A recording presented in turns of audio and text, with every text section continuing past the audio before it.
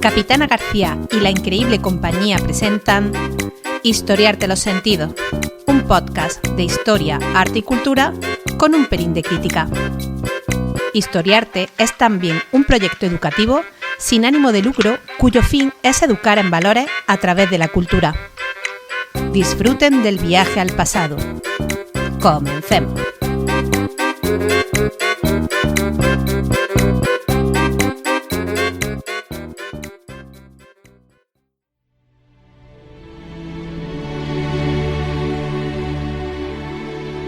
Otra historia de las Olimpiadas, segunda parte.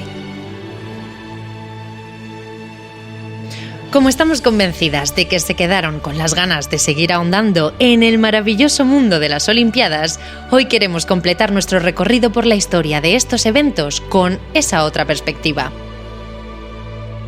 Si en el anterior capítulo hablamos de sus orígenes en Grecia y de los Juegos modernos de la mano del Barón de Coubertin y la increíble Alice Milliat, hoy queremos traerles otros episodios olímpicos dignos del rechazo, bien por su talante racista o por el machista. Así que, vamos al lío. Otra historia de las Olimpiadas, segunda parte.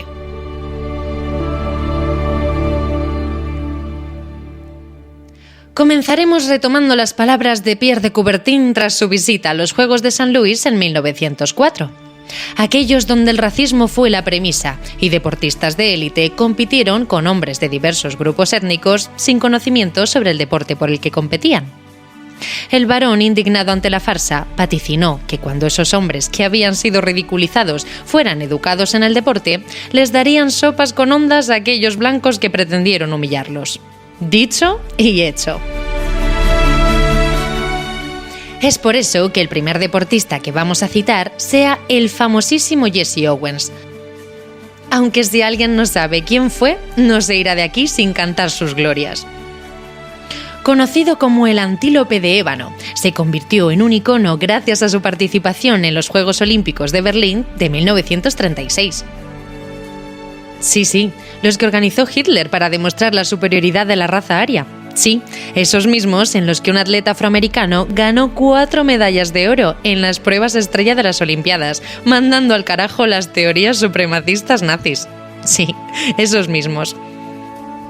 Lo sentimos porque hemos hecho algo de spoiler, pero no se preocupen que lo que les vamos a narrar no les va a dejar indiferentes. Jesse Owens era nieto de esclavos y nació en Alabama en 1913. El séptimo de 11 hermanos, trabajó siendo niño recogiendo algodón y limpiando zapatos. Afortunadamente para él y su familia dejaron el sur para establecerse en Cleveland, y es aquí donde el atletismo se cruzó en su vida.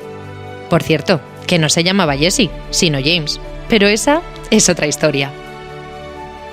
El primero que le echó el ojo fue su profesor de gimnasia, Charles Ripley, que aseguraba que podría llegar a convertirse en el hombre más rápido del mundo.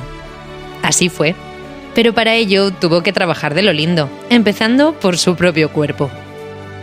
Jesse era un niño enclenque, que comía una vez al día, y de no ser por su primer entrenador, que además lo alimentó, no habría desarrollado todo su potencial.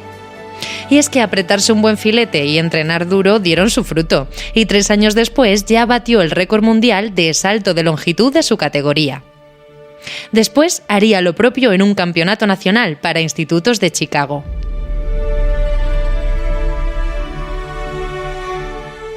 Su nombre comenzaba a ser conocido, así que varias universidades compitieron por tener entre sus alumnos a la joven promesa negra del atletismo.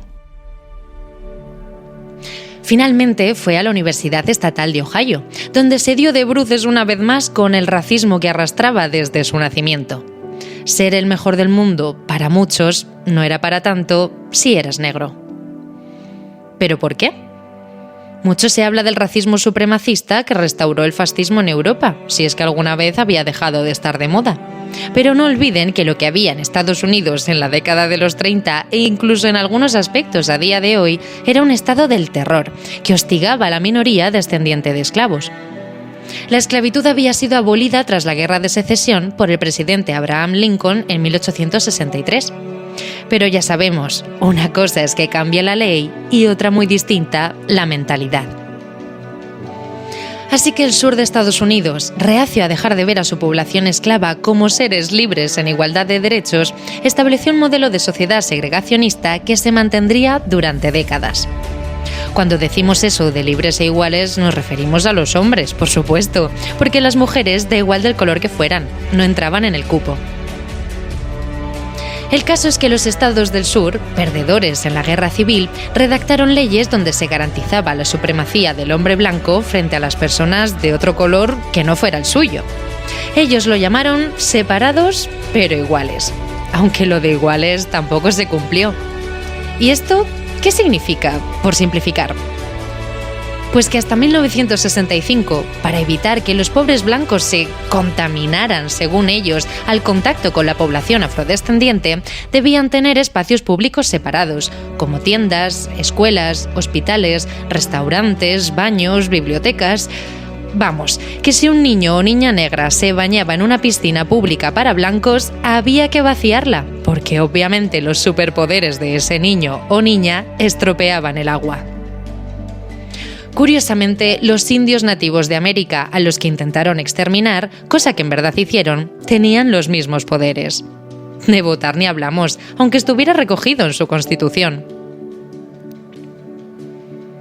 Así que el pobre Jesse tuvo que ducharse, comer, dormir y entrenar en la parte del campus universitario que pegaba a Mordor.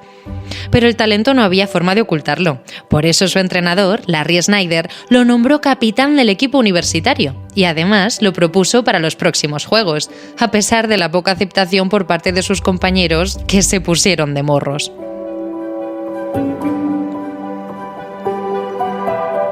Bueno, demos un salto en el tiempo y veamos qué se cocía en la década de los 30 en Alemania. Pues lo que pasó es que en 1933 Hitler fue elegido democráticamente con la ayuda de la derecha y el Zentrum católico, y aprovechando que el Pisuerga pasa por Valladolid, acabó con la democracia que lo elevó y transformó a Alemania en una dictadura. Si les interesa este tema, pueden escuchar en la primera temporada Danzig, el último baile antes de la guerra.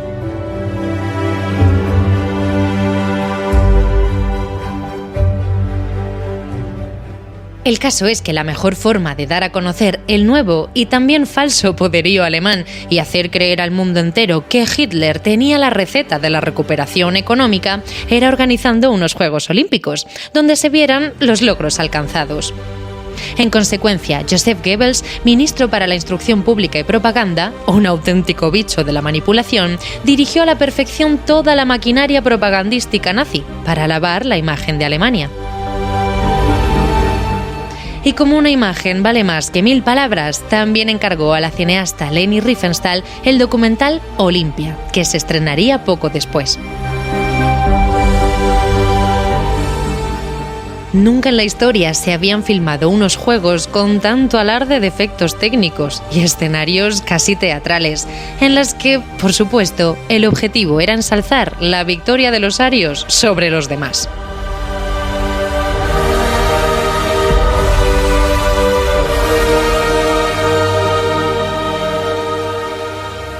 Las Olimpiadas fueron muy polémicas, porque los valores olímpicos eran, ¿cómo decirlo?, casi inexistentes. Así que muchos países las vetaron. Mira por dónde, uno de ellos fue España, que propuso unos juegos alternativos en Barcelona y que no llegaron a realizarse por el estallido de la Guerra Civil. Volvamos a Jesse Owens, que tenía 23 años en 1936, ya había logrado 5 récords mundiales y quería ir a Berlín. No obstante, su sentido de la integridad le decía que no podía participar en semejante espectáculo. Además, su propia comunidad no apoyaba su participación. En cambio, a su entrenador Larry Snyder le iba a dar un infarto solo de pensar en la retirada de Owens, así que acabó convenciendo al atleta, que con el apoyo de su familia terminó aceptando, hecho que supuso el rechazo entre los suyos.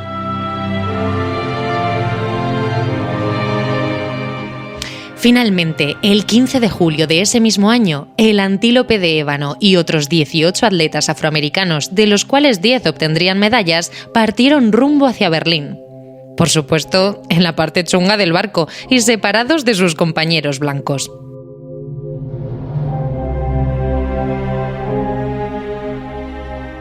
Berlín, adornada de banderas olímpicas y esvásticas, estaba de lo más flamante.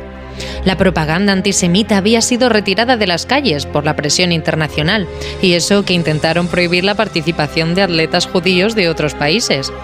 Da igual, porque la idea de pregonar la supremacía aria en el deporte se iría al traste. El ministro Goebbels anotaba en su diario tras la victoria de Owens en los 100 metros lisos: nosotros, los alemanes, hemos ganado una medalla de oro. Los estadounidenses 3, de los cuales 2 eran negros. Es una desgracia. Los blancos deberían de avergonzarse. Mientras tanto, el Führer pensaba: ¿de verdad creen que voy a dejarme fotografiar estrechando la mano a un negro? Efectivamente, Adolfo no felicitó aquel día al atleta de Alabama, pero tampoco a otros alemanes. El protocolo decía que se felicitaban a todos los medallistas o a ninguno, así que escogió la opción B. Pero bueno, no está todo perdido, pensaba Adolfo. Todavía les quedaba un as en la manga, el orgullo nacional, el atleta de salto de longitud Ludlow.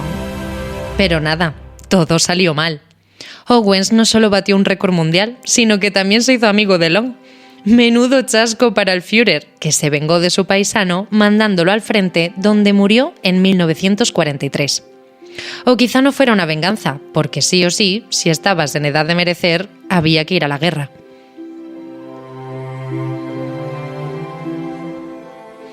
Después llegó otro oro en los 200 metros lisos, donde de nuevo batió el récord mundial.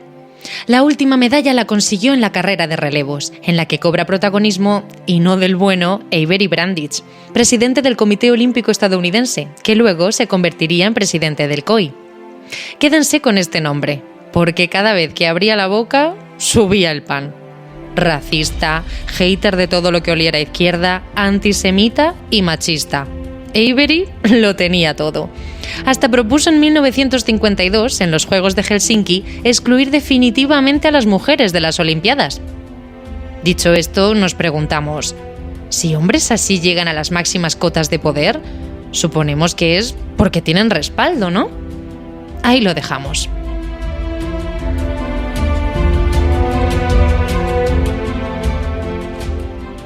A Brundage se le veía el plumero sin mucho esfuerzo, así que retiró de la carrera a los 2 corredores judíos estadounidenses para congraciarse con Hitler. Para el estadounidense, las leyes de Nuremberg y el cariz que tomaban los Juegos de Berlín no eran tan graves. De modo que Avery le dio a elegir: o 2 atletas negros o 2 judíos. Y Adolfo lo tenía claro: mejor los primeros. De nada sirvió el cambio de última hora, porque también ganaron. Pero haber ganado 4 medallas de oro y otras 10 medallas más en diferentes pruebas, dejando a la altura del betún la supuesta superioridad aria, ¿era motivo suficiente para ser recibidos como héroes en casa? La respuesta es no.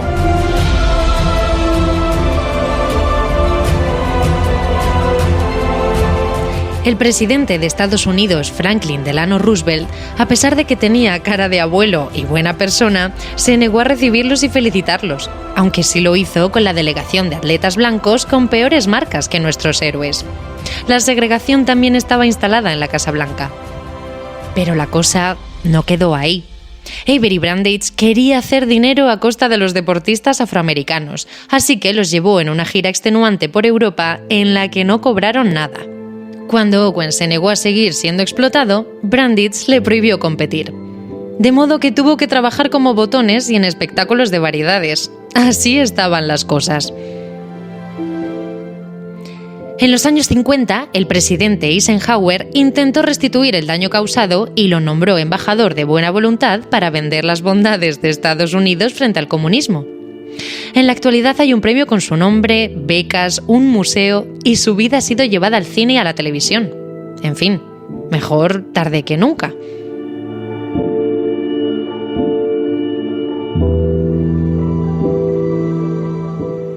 El caso de Owens no fue el único. En 1960, Cassius Clay, rebautizado con el nombre de Mohamed Ali, ganó la medalla de oro en los pesos semipesados en los Juegos de Roma. A su regreso a Estados Unidos, Clay no cabía por la puerta del orgullo que sentía, de modo que se colgó la medalla al cuello y quiso salir a celebrarlo. Entonces entró con su entrenador a un bar y antes de pedir fue echado a patadas. Se ve que en los 60 también el color negro destacaba más que el dorado. Por cierto, Brundage, que acabó muriendo en Alemania, se despidió de las Olimpiadas tras ser criticado por no suspender los Juegos de Múnich del 72, tras el asesinato de 11 atletas judíos en la Villa Olímpica. Los Juegos deben continuar, dijo. Ahí lo dejamos otra vez.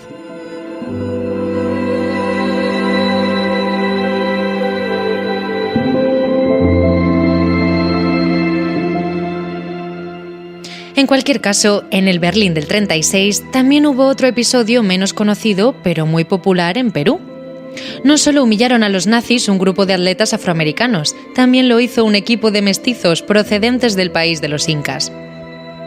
Y es que la selección de Perú le marcó 7 goles como 7 soles a la selección de Austria en un partido de fútbol, y eso que 3 de ellos fueron anulados. La vergüenza era total y no se podía consentir. Por otro lado, aquel incidente también podría haber servido de reflexión para replantearse sus teorías supremacistas. Pero no, decidieron que aquello no había pasado. Así que argumentaron, o mejor dicho, se inventaron, que el partido debía de anularse porque los hinchas peruanos habían invadido el campo. Recuerden que estamos en 1936 y que había que atravesar el Gran Charco para llegar a Alemania. Así que nos gustaría saber realmente cuántos peruanos había en el estadio y si invadieron el campo. Da lo mismo, porque lo importante era mentir y salirse con la suya. Pues bien, el partido se anuló y Adolfo, presionando al COI, ofreció como alternativa repetirlo a puerta cerrada y con un fuerte dispositivo policial. Menos mal que Perú se negó, porque lo mismo no habrían salido vivos del campo. En consecuencia, la selección fue sancionada y tuvo que volver a casa, acompañada, eso sí, de la vecina Colombia, que en señal de protesta también abandonó la competición. Afortunadamente, en este caso, los futbolistas herederos de los incas sí fueron recibidos y aclamados tanto por su pueblo como por las autoridades pertinentes. Si quieren saber cómo se las gastaron los alemanes con el fútbol durante la Segunda Guerra Mundial, les recomendamos el episodio de Fútbol y Guerras de la segunda temporada.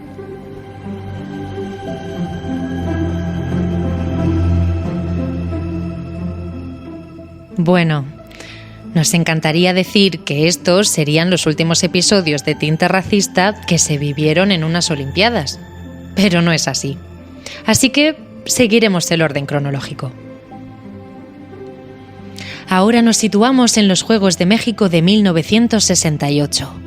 Sí, esa cuya foto aparece en la mayoría de los libros de texto de historia, al menos en España, esa del guante negro y el puño en alto.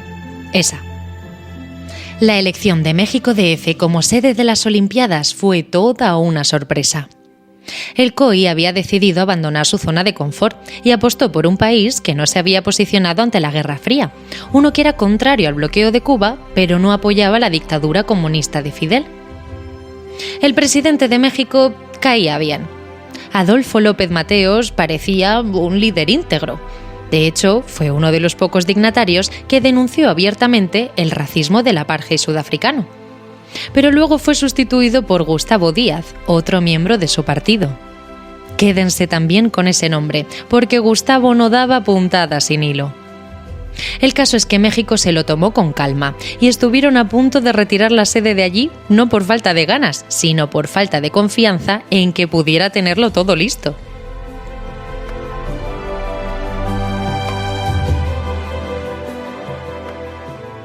Habían empezado tarde la construcción de las infraestructuras para el evento y no pensaban que pudieran tenerlo todo preparado para el día de la celebración. Desde que Leni Riefenstahl hizo del proceso de edificación de las Olimpiadas de Berlín un espectáculo de propaganda, aunque fuera del nazismo, se instauró la tradición de narrar este acontecimiento para crear expectativas e ilusiones entre celebración y celebración. Así que lo primero que tuvo que hacer su presidente fue concienciar a la población de que estuviera a la altura de las circunstancias. Si el pueblo mostraba ignorancia y atraso, la imagen del país quedaría muy dañada. Aunque no bastaba con adiestrar a la población, había que innovar, así que se pensó que la imagen de pueblo había que sustituirla por la de público y la de nación por la de humanidad. Querían traer al mundo a México, de modo que para conseguirlo hicieron 3 cosas. La primera fue diseñar un nuevo concepto de Villa Olímpica, una que estuviera fuera de la ciudad, pero conectado con todo.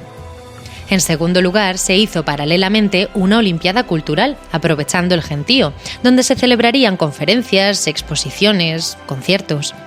Ya por último, se optó por el arte abstracto para el diseño de los logos para hacerlo más universal. Pero no estaba el horno para bollos. Los 60 fueron una década prodigiosa en cuanto a lucha social se refiere. La guerra de Vietnam estaba en su punto álgido y los movimientos pacifistas recorrieron diversos países del mundo. También lo hizo una nueva ola de feminismo, gracias entre otras a Betty Friedan y su mística de la feminidad. Por otro lado, el movimiento de países no alineados, que no quería estar del lado del comunismo ni del capitalismo, empezaba a recoger sus frutos. Pero si los 60 fueron conocidos por estas causas, no menos importantes fueron los movimientos estudiantiles que se dieron en todo el mundo. Seguro que les suena el Mayo francés, quizá el más famoso, pero no el más dramático. Y es que uno de los que más víctimas se cobró fue el Octubre mexicano del 68, días antes de la celebración de los Juegos.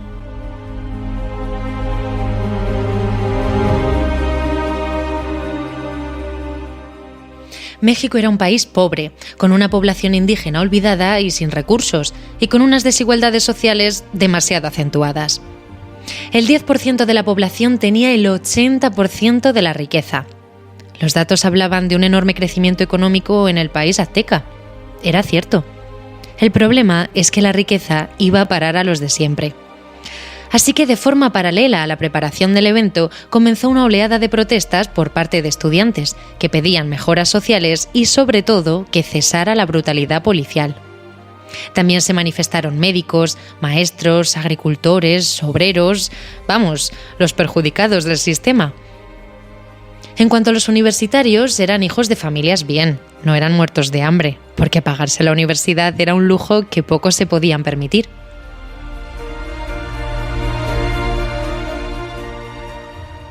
Ese 2 de octubre, 10 días antes de la celebración del evento, se conoce en México como la Matanza de Tlatelolco.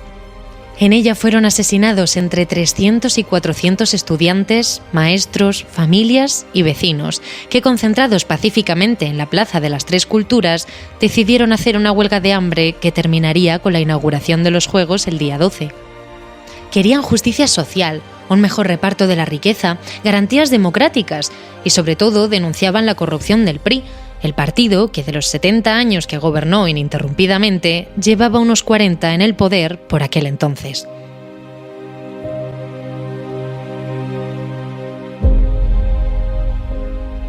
A Gustavo Díaz, que presumía de ser un presidente demócrata, no le interesaba sacar a la luz los problemas internos. Los trapos se lavan en casa, pensó. Así que no solo asesinó a más de 300 estudiantes, sino que además amenazó a las familias de los afectados con ser asesinadas también si denunciaban los hechos. Terminada la matanza, el día 2 de octubre de 1968 entraron en la plaza camiones de la basura que recogieron cadáveres y heridos, y poco se sabe de ellos. Después de limpiar, comenzaron los Juegos, y aquí no ha pasado nada. Estupendo, Gustavo.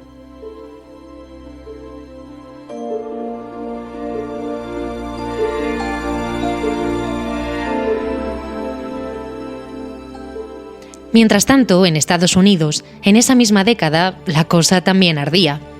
Los movimientos de protesta para acabar con la segregación racial no estaban unificados. Algunos lo hacían desde la paz, al más puro estilo Gandhi, poniendo la otra mejilla en pro de la resistencia pasiva y la no violencia. Estos tenían como máximo exponente a Luther King. Pero otros grupos ya estaban hartos.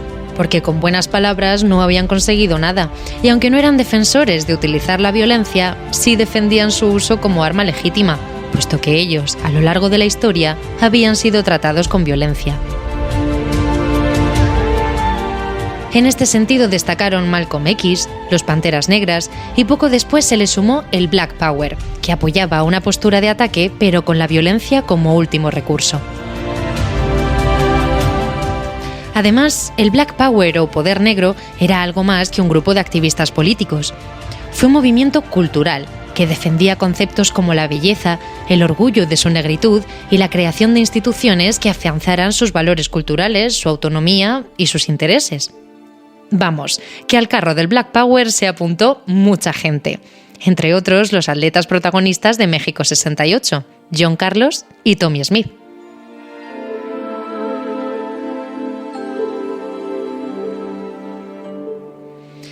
Quizá por ello, ambos recibieron la sanción más dura a la que se ha sometido a un atleta en la historia del deporte en Estados Unidos. Fueron desproporcionadamente castigados por su osadía. Por eso aparecen en los libros de historia, además de en las crónicas deportivas. Pero, ¿qué hicieron estos valientes?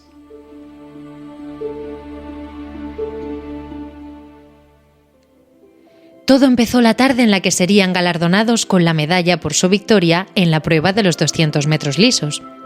El estadio estaba a rebosar. Miles de espectadores y periodistas de todos los países del mundo cubrían el evento. Así que no había un escenario mejor para hacer una denuncia.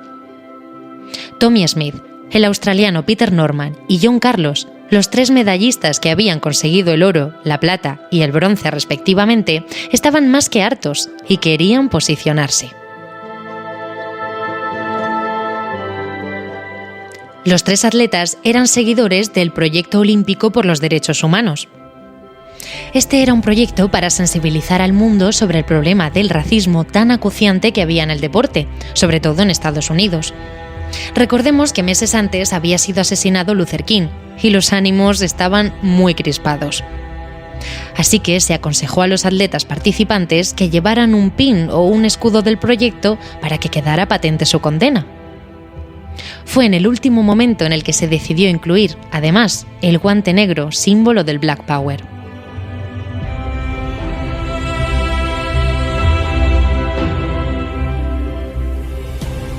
Los estadounidenses querían denunciar no solo el racismo, sino también la pobreza y la humillación que había sufrido durante décadas el pueblo afroamericano. En el caso de Peter Norman, el corredor australiano, se solidarizó con ellos y también aprovechó la protesta para denunciar el genocidio y la opresión a la que se había sometido a los habitantes nativos de su país. De hecho, por aquel entonces, esta población ni siquiera estaba incluida en el censo nacional. En los Juegos de Sídney del 2000 se dieron muestras suficientes sobre esta herida que todavía seguía abierta. Es más, Norman ni siquiera fue invitado a Sídney. No sería hasta el 2008 que Australia pidiera perdón por el sufrimiento causado a los aborígenes. No lo llamaron genocidio porque eso sería autoinculparse demasiado, y el fenómeno de los niños nativos robados y entregados a instituciones públicas y familias de acogida que tanto tiempo duró. Ya ven, hay veces en las que mantener la boca cerrada es imposible. El silencio cómplice hace más daño que la verdad a gritos. Por eso, en una entrevista para la BBC en 2018, Tommie Smith decía: Es muy desalentador estar en un equipo con atletas blancos. En la pista eres Tommie Smith, el hombre más rápido del mundo. Pero una vez que estás en los vestuarios, no eres más que un sucio negro. Y lo cierto es que no le faltaba razón.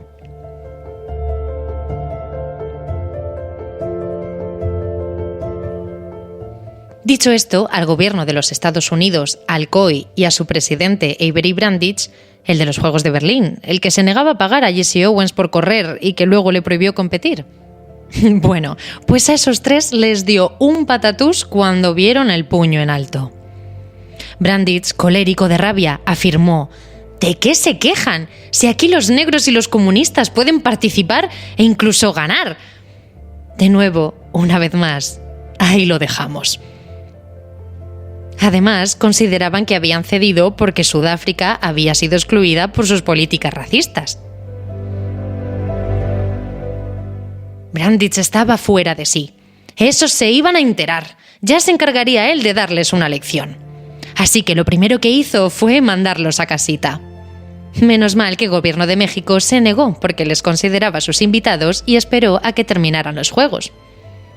El presidente del COI consideraba el gesto retorcido y necio por hacer, entre otras cosas, de las Olimpiadas un acto político.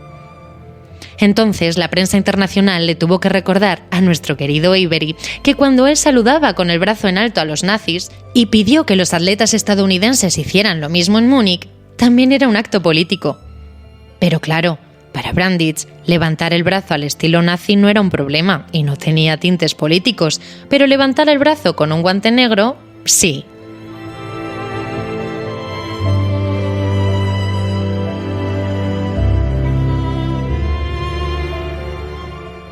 Tampoco la prensa de su país se portó bien con ellos. El propio Times calificó el gesto como sucio, feo y furioso. Mientras tanto, Smith afirmaba: si gano, soy americano, no afroamericano. Pero si hago algo malo, entonces se dice que soy un negro. Somos negros y estamos orgullosos de serlo. La América negra entenderá lo que hicimos esta noche. Tardarían en entenderlo, porque los atletas fueron condenados al ostracismo, no solo deportivo, sino también social. A partir de ese momento, la vida de los estadounidenses fue un infierno. Amenazas de muerte, acoso telefónico y por carta, y una sanción deportiva, a pesar de que en el caso de Smith tenía 11 récords mundiales, algunos de los cuales se mantuvieron hasta el 84. En definitiva, sus vidas se vieron abocadas a la pobreza. En el caso de John Carlos, su mujer acabó suicidándose, y en el de Tommie Smith, ella se divorció, incapaz de soportar la presión.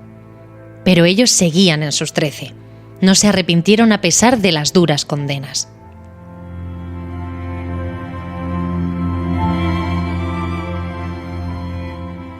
Al australiano no le fue mucho mejor. Se le prohibió ir a los siguientes juegos, los de Múnich, y acabó deprimido, alcoholizado y olvidado. Quienes sí le rindieron homenaje en su funeral fueron sus compañeros de podium, que esta vez volvieron a levantar sus brazos para llevar el féretro de su amigo. Los 3 atletas estaban convencidos de que algún día el mundo y sus países respectivos entenderían la importancia de su gesto y la crueldad desproporcionada con la que fueron castigados. Pues sí, el mundo tardó, pero al final los 3 atletas están donde tienen que estar, aunque en el caso del australiano de forma póstuma. El honor fue restablecido y la admiración acabó por sustituir definitivamente al destierro. Smith tenía razón. Al final entenderían que fueron héroes, no villanos.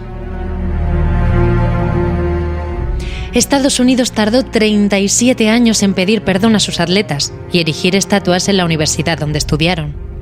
En 2012, 51 años después, cuando Norman había muerto, el Parlamento australiano pidió oficialmente perdón por el acoso al que sometió a su corredor.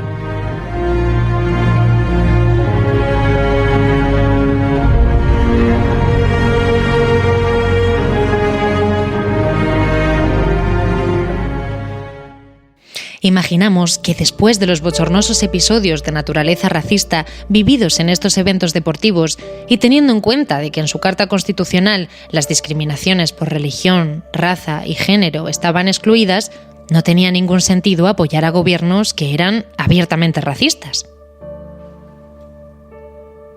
Por eso nos toca ahora hablar de la vecina Sudáfrica, que tenía un severísimo sistema de segregación conocido como apartheid. En él, el 10% de la población blanca sudafricana disponía de los recursos, tenía privilegios y trataba con máxima crueldad a la población nativa del país. Su víctima más famosa es el archiconocido Nelson Mandela, que pasó 30 años en la cárcel por denunciar el sistema. Así que ríete tú de la segregación de los Estados Unidos y el Ku Klux Klan. Lo de Sudáfrica en comparación no tiene nombre. Por eso, un país que le hacía eso a su población no podía competir. De ahí que el COI iniciara una campaña contra Sudáfrica a todos los niveles, El objetivo no solo era excluirla de las Olimpiadas, sino también hacer que el apartheid desapareciera. Por este motivo, el Comité Olímpico Internacional prohibió su participación en los Juegos de Tokio de 1964, ante la negativa sudafricana de hacer equipos mixtos. Finalmente fue expulsada de las Olimpiadas en 1970.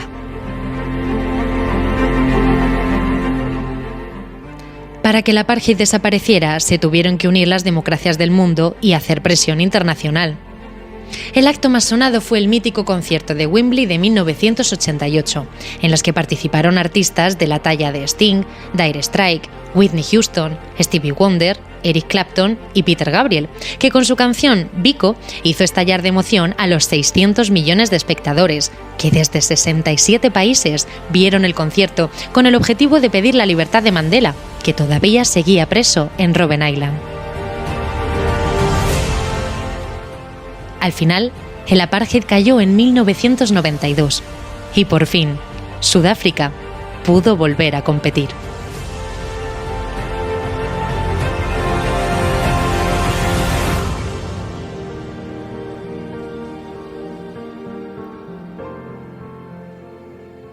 Pero, ¿y a día de hoy? ¿Cómo va la cosa? ¿Sigue instalado el racismo y el machismo en el olimpismo? Venga, hagan sus apuestas.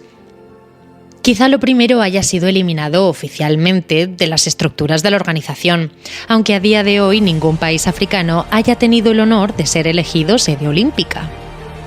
Pero lo segundo es harina de otro costal. Y es que, por desgracia, todavía se les sigue poniendo la zancadilla a las mujeres. Un ejemplo más reciente es Barcelona 92. Que sepan ustedes que en los Juegos hay 3 tipos de categorías: aquellas en las que participan solo mujeres, aquellas en las que participan solo los hombres y luego están las mixtas, en las cuales ambos sexos compiten en igualdad de condiciones porque se entiende que el físico no es relevante, solo la destreza. Por desgracia, comprendimos que esto se cumplía siempre y cuando ganaran los hombres. Por eso, cuando la atleta china Zhang Xiang batió el récord mundial de tiro al plato en la categoría mixta en los Juegos de Barcelona 92, a la Unión Internacional de Tiro le entró el pánico de verse superados por una fémina y prohibió a las mujeres competir en esa disciplina. Así que Zhang Xiang no pudo revalidar su título en los siguientes Juegos, los de Atlanta 96. Se pueden ustedes imaginar que las protestas no tardaron en llegar y 8 años después volvieron a admitir a las mujeres en tiro al plato. Pero ojo, en categorías separadas.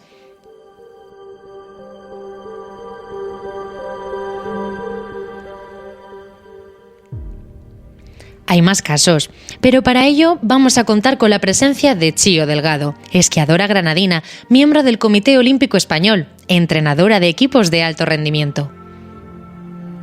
Chío, además, trabajó para el asesoramiento de la defensa de los derechos de los deportistas y su representación. Y hasta día de hoy es la única mujer española en llegar a unos Juegos en la modalidad de esquí cross. En la actualidad está dedicada en cuerpo y alma a transmitir los valores del olimpismo, que son su filosofía de vida y su pasión.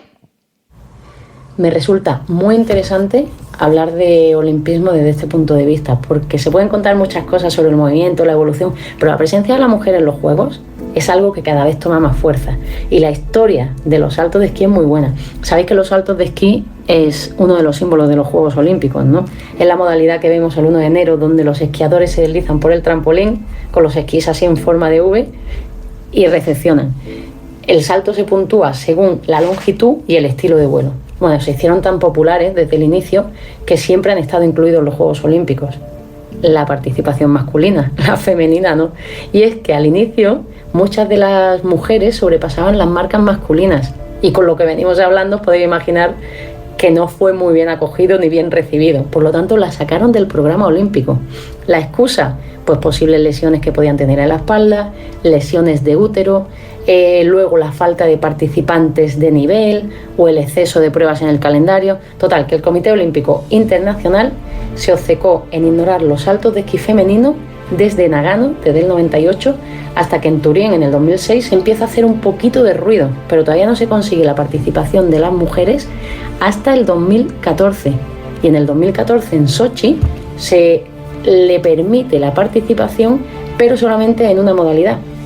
El trampolín tiene 3 modalidades, que es el corto, el largo de 120 metros y por equipos. Pues las mujeres solamente pueden participar en el corto, en el de 90 metros, y bueno, los saltos tienen una expectación mediática brutal, y las mujeres desde el 2014 han vuelto a participar en Sochi en unos Juegos Olímpicos.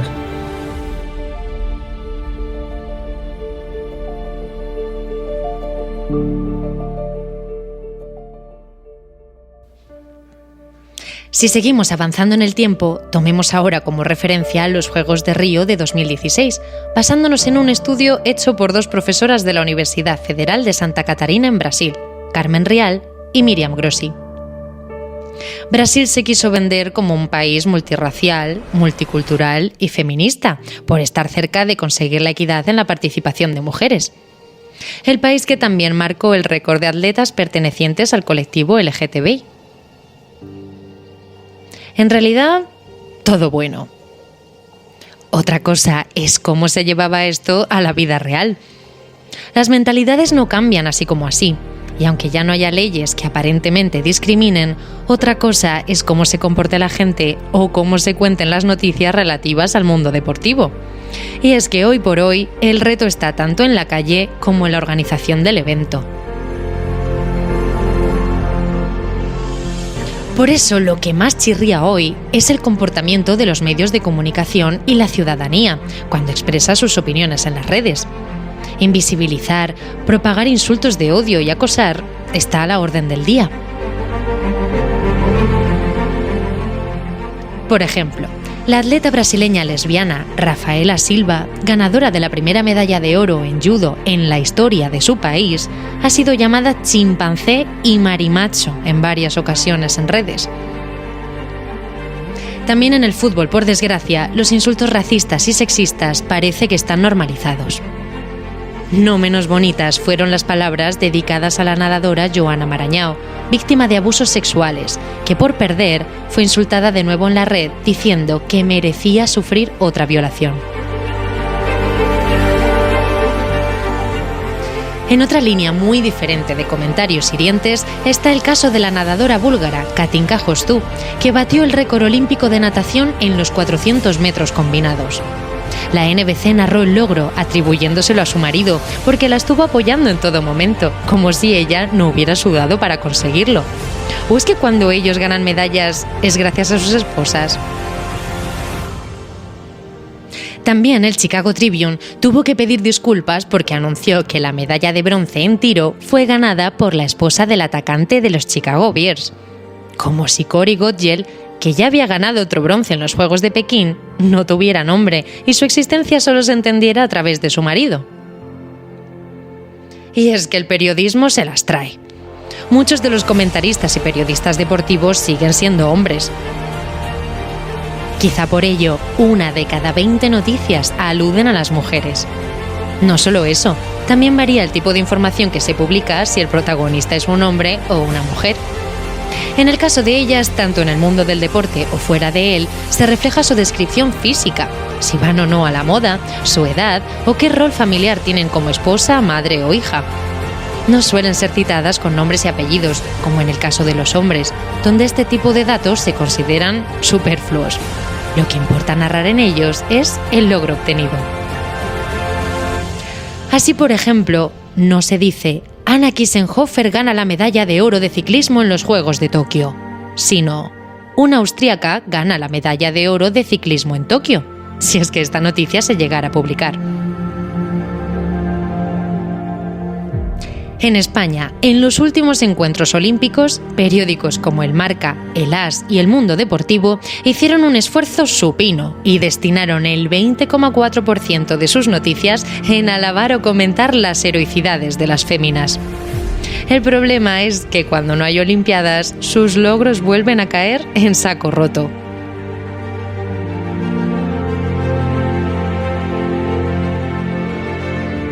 Les ponemos otro ejemplo.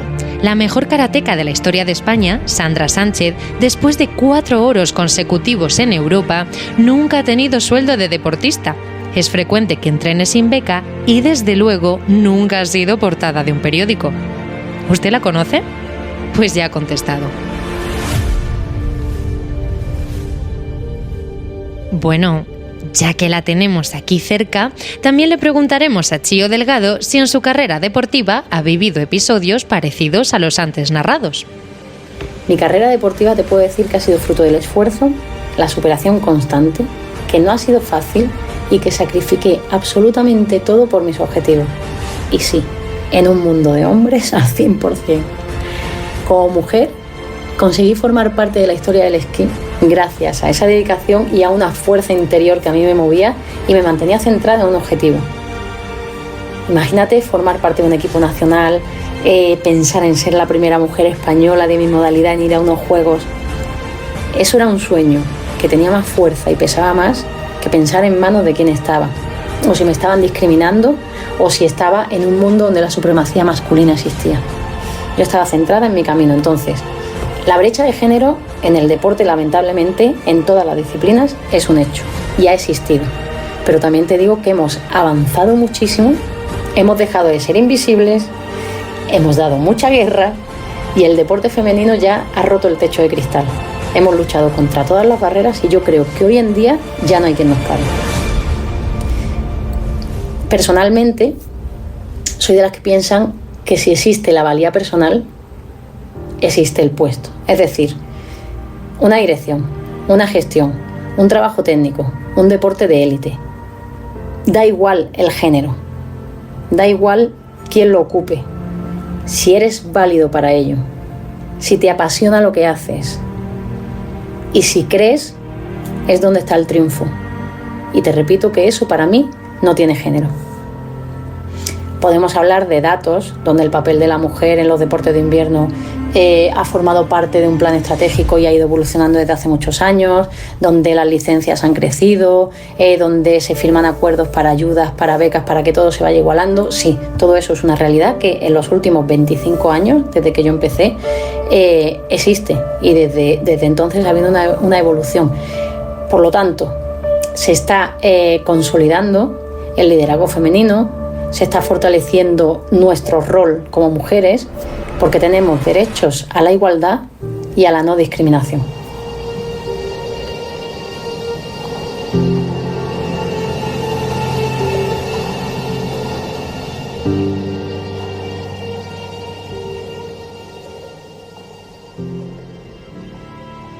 Después llegaron los de Tokio en 2020, los del COVID, donde el 48% de las participantes eran mujeres. Parecía que la cosa empezaba a cambiar. Incluso hubo delegaciones como la de Estados Unidos, China o Australia que tenían a más mujeres atletas en su cartera que hombres.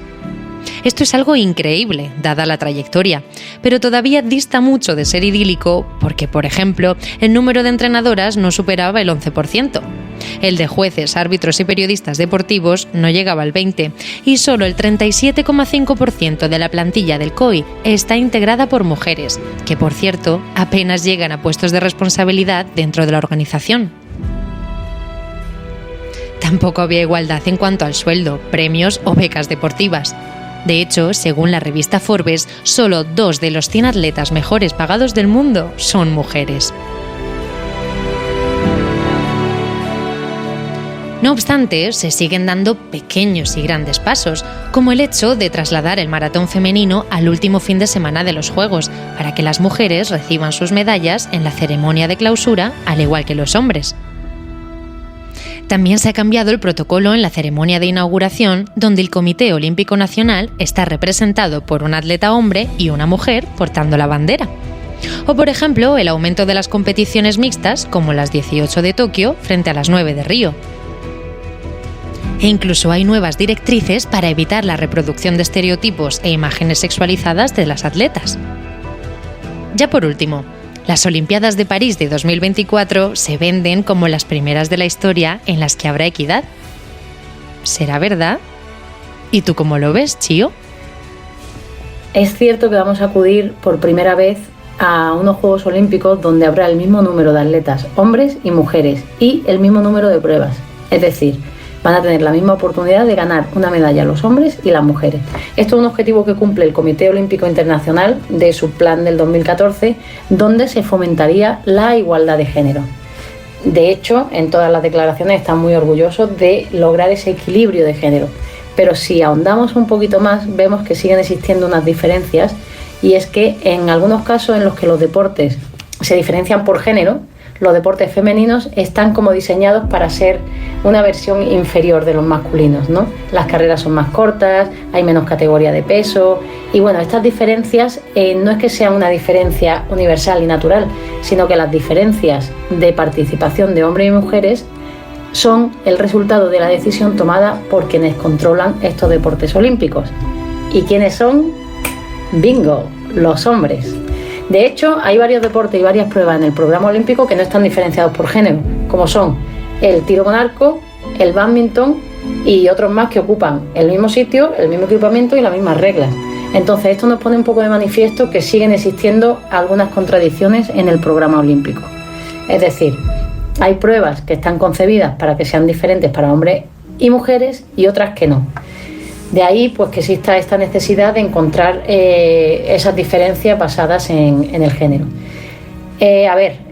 Fundamentalmente hay que adoptar una igualdad, que no significa que empecemos a utilizar los deportes masculinos como norma, ¿no? Pero sino lo que se trata es de buscar una oportunidad para que las federaciones internacionales y los directivos y todo, pues que determinen las mejores condiciones posibles para todos los atletas en cada uno de sus deportes y modalidades.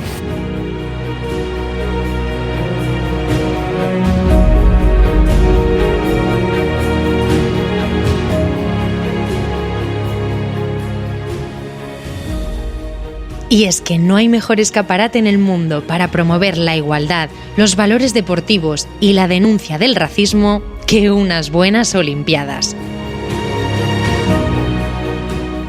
Así que sigamos emocionándonos con el milagro del deporte y comprobemos si estamos dando un paso al futuro en los próximos Juegos de París. Nada más por nuestra parte. Esperamos que hayan disfrutado por este olímpico paseo y mientras tanto, y como siempre les decimos, a disfrutar.